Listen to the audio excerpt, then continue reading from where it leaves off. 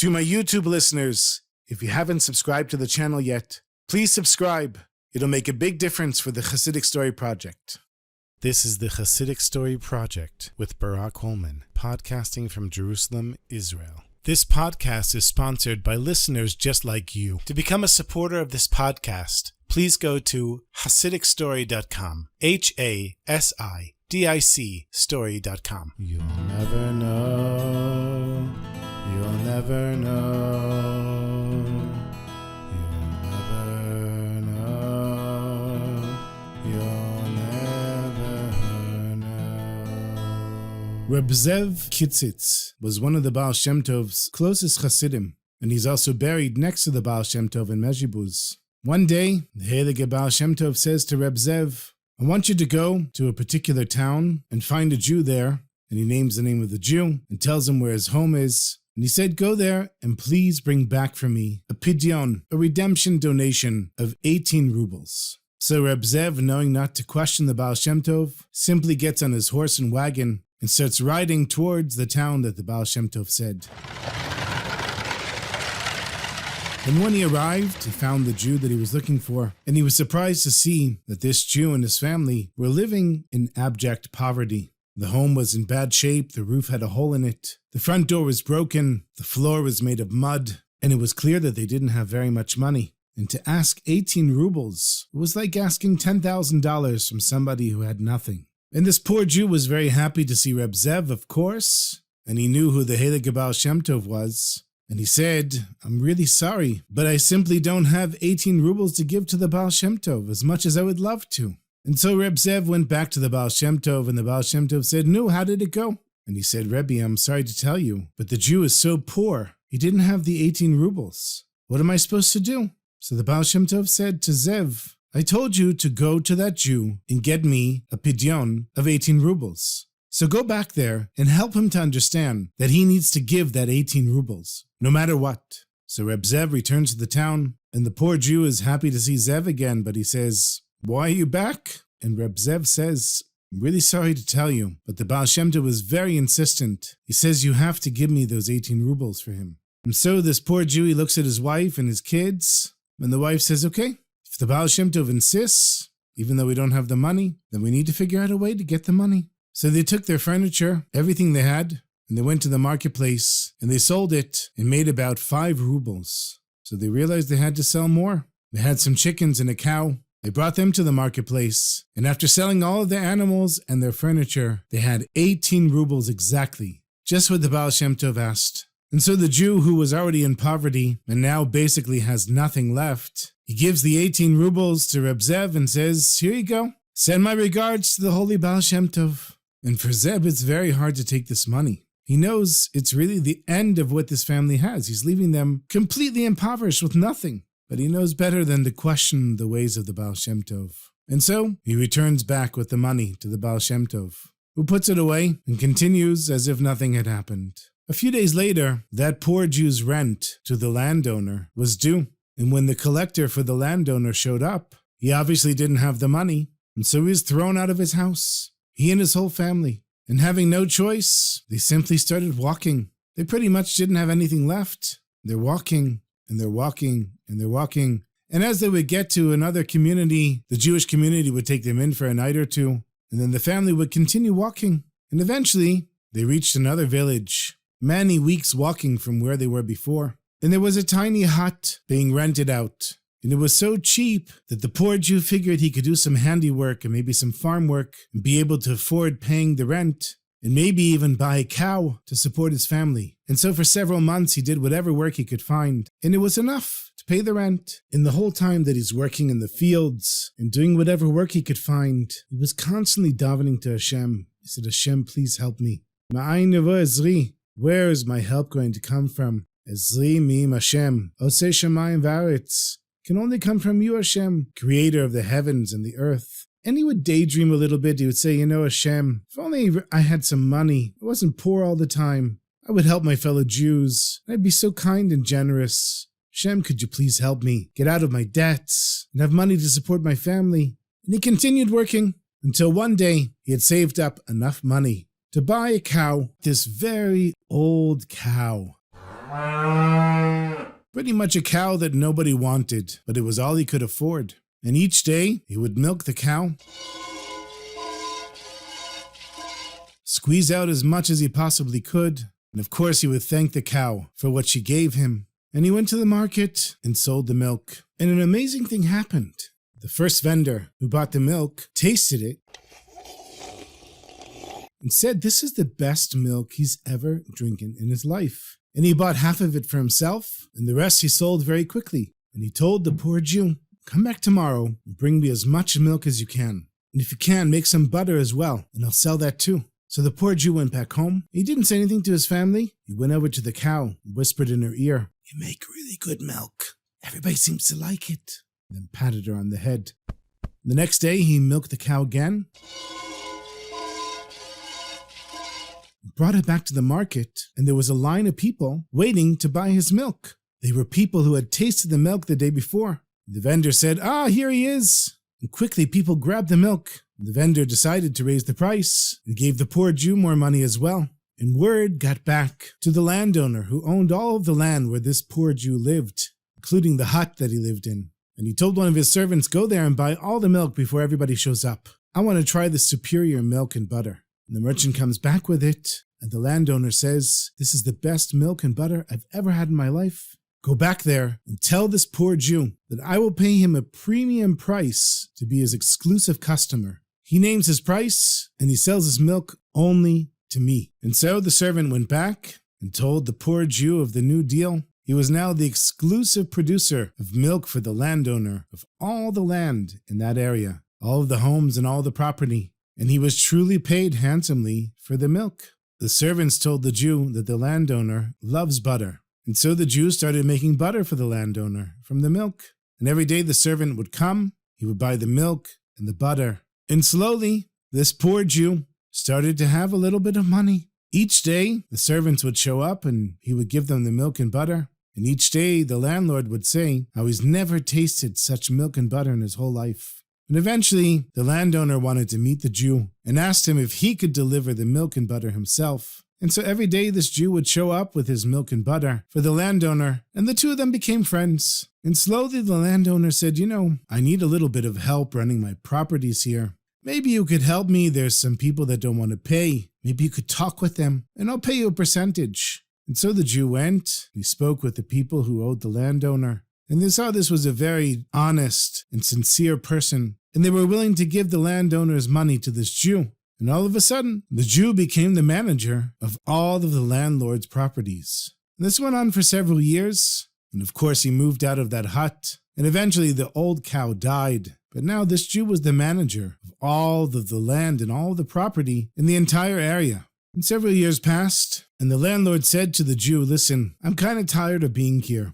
I'm ready to start traveling the world. And since you know how to manage everything, I want to put everything in your name. I don't have any children, and I want to know that my property is in good hands. And so the landowner signs over all of the property to this once poor Jew, who now became very wealthy. Even though the property still belonged to the landowner, were he to die, the property would be inherited by the Jew. And the landowner, not being at home, he asked the Jew and his family to come live in his mansion, so that at least it would be kept up while he was away. And every now and then, he would get a letter from the landowner thanking the Jew for managing his property. And this went on for many, many years, until eventually the landowner died, and the Jew inherited everything. And it was after all those years that the Baal Shem Tov said to Reb Zev, I want you to go to a particular town and please collect money for redeeming poor Jews that are stuck in debt. And so Reb Zev goes to this town, and he's going around the Jewish community, collecting money for the Baal Shem Tov for redeeming poor Jews from debtor's prison. And eventually somebody says to Reb Zev, all of the property in this town, everything you see, is all owned by a Jew, a religious Jew. And Reb Zev says, really? Well, how do I find him? They said, you go here and you'll find this huge mansion, and there you'll find a very generous Jew. So after traveling for several months and collecting money in different villages, all that was left for Reb Zev to collect was 300 rubles. He went and knocked on the door of the landowner, who was formerly the poor Jew. And of course, the poor Jew, who never forgot what it was to be poor, he brings Reb Zev in, and right away he recognizes Reb Zev. But of course, Zev doesn't recognize the poor Jew, looking like a wealthy landowner that he is now. And Reb Zev says to the landowner, "Your Honor, I'm collecting money for the Heilige Baal Shem Tov, and I'm short 300 rubles. Would you be able to help us out?" And the landowner, he says to Reb Zev, "Zev, do you remember me?" He says, "No, I don't recognize you." He said, "Do you remember years ago? You came to my house. You asked for a pidyon of 18 rubles for the Heilige Baal Shem Tov." And Reb Zev says, "Yes." He says, "That's me." He says, "But look at you now. I don't understand. How can that be you?" He said, After I gave the money, in order to make the money, I had to sell everything I owned. And then we couldn't afford the rent. So we had to move from place to place. And miraculously, I found this little rundown hut. We moved in there. I worked these odd jobs. I made a little bit of money. And I bought this old cow. And she made some very special milk. And the landowner bought the milk and we became friends. And eventually, I took over his property. And he didn't have any children. And he left it all to me. And now I'm very wealthy. And it's all thanks to you, Zev. It's all thanks to you coming and insisting that I give the 18 rubles to the Heilige Baal Shem Tov. And so then he goes and takes 1,000 rubles and puts it in the hand of Reb Zev. He says, 300 is for what you asked for. And the rest, please give to the Heilige Baal Shem Tov. And send him my regards, please. So Reb Zev, he returned to Mezhibuz and gives the 1,000 rubles to the Baal Shem Tov. And he says, Rebbe, you should know that this 1,000 rubles came from this poor Jew who you once asked many years ago for a pidyon of 18 rubles. Now he's a wealthy man. I don't understand, Rebbe. Can you please explain to me what happened? And the Baal Shem Tov said, yes, it's very simple. Back when you went to collect the money from that poor Jew, this great fortune that he has now was sitting and waiting for him. But he had to change his place, and he had to pray to Hashem for it. And since he wasn't, I decided with your help to push him so deep into poverty that he would have no choice but to move to the place where his fortune was waiting for him, and to finally beg Hashem for what was rightfully his. And so that's why I insisted on the 18 rubles. It wasn't for the money. It was in order to get this Jew to where he needed to go so that he could receive what he was supposed to receive. That's how Hashem does it to us sometimes, my friends. He moves us to places that we wouldn't move ourselves in order to become the person that Hashem needed us to be. And sometimes there's a lot of suffering that comes along with that. And sometimes it comes against our will. But a person who knows that everything that Hashem does is for the good will merit to see a little bit of the world to come in this world. May we merit to see it always. Be'ezrat Hashem.